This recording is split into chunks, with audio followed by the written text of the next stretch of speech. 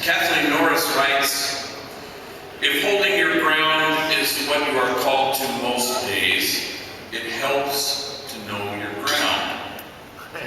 Surely part of the ground of Homeboy Industries is the kinship we celebrate in this room tonight. We are in this together, and we're always learning from each other. I know that endlessly I learned from the homies and the homegirls. Recently, I've had a cell phone for a while, but I haven't had a text message kind of experience until recently with the homies. The homegirls are endlessly texting me, and I'm, LOL and OMG. So I'm learning this is new for me, and I went with two homies, we'll call them Lalo and Cisco, and we were driving down to Palm Desert to speak at this high school, Shaker High School. And as we're driving, the older guys who work in my office, they're going to help me give this talk. And all of a sudden I can hear it in the front seat, Lalo, I can hear the sound of a text arriving, and he looks at it and he kind of chuckles. And I said, what is it?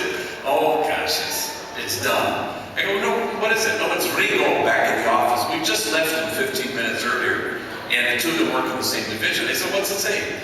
Oh God. So he looks at me and goes, hey dog, it's me, Rigo.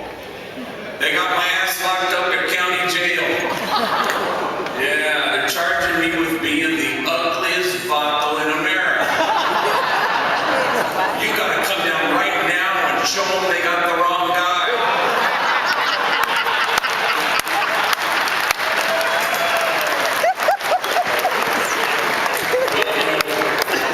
After I nearly swerved into oncoming traffic here in that part, then I realized that Lalo and Rigo are enemies. They're from rival gangs. They used to shoot bullets at each other, and now they shoot text messages.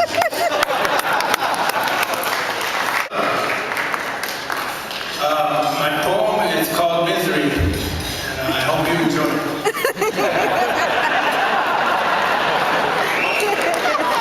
I'm grief-stricken, drunk and sick from all this pain and anguish.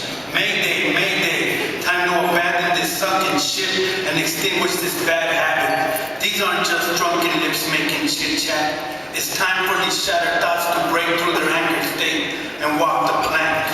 Like a sinner being baptized as a Christian, it's my turn to make a splash and be born again. Let the salt water cleanse my wounds, my heartache, my pain, and let the waves of the ocean wash away my drowning emotions. By the sand, restoring me as a complete man, where I can be brave and recreate a window of opportunity.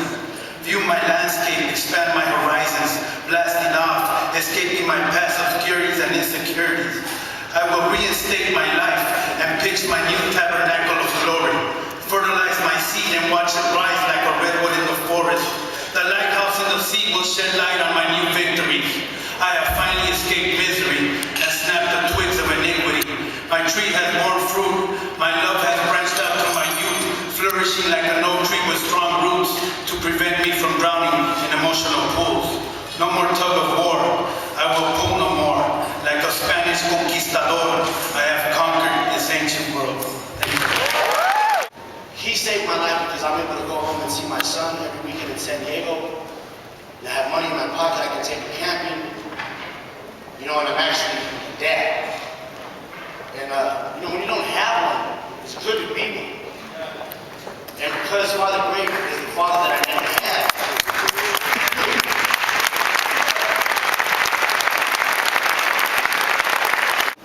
but Father Great believes in us as individuals, and that we can change, and that we are somebody, and that we mean something. The tattoo removal was big for me because I had full sleeves down my arms. And after about 7 sessions,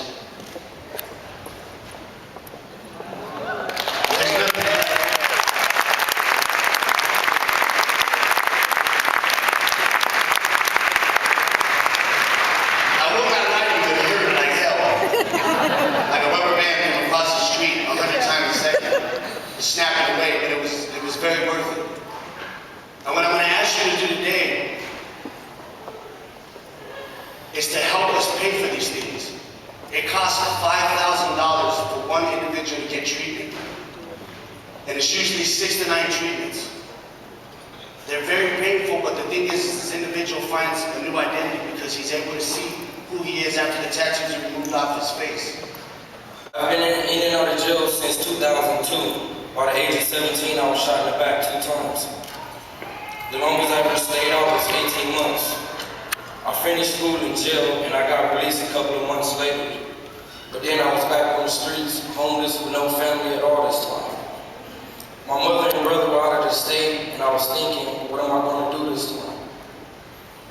I checked into school, but I needed a job bad. And one day I saw Homeboys on MTV, and that's when I remember Father G. I met him when I was in juvenile hall, but every time I got released, I never gave him a call. So I said maybe he could help me. I was down there the next day before they opened. Those of you who tried to see G won't be surprised to hear that I waited for 3 hours to see G. But he made sure he seen me. I talked and shared my struggles with him and what I wanted in life, and he told me if I showed up at 8:30 the next morning, I'd have a job. And I did. And I've been working at Homeboys ever since.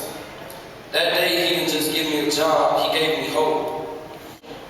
And I just want to say thanks to Homeboys for the first time.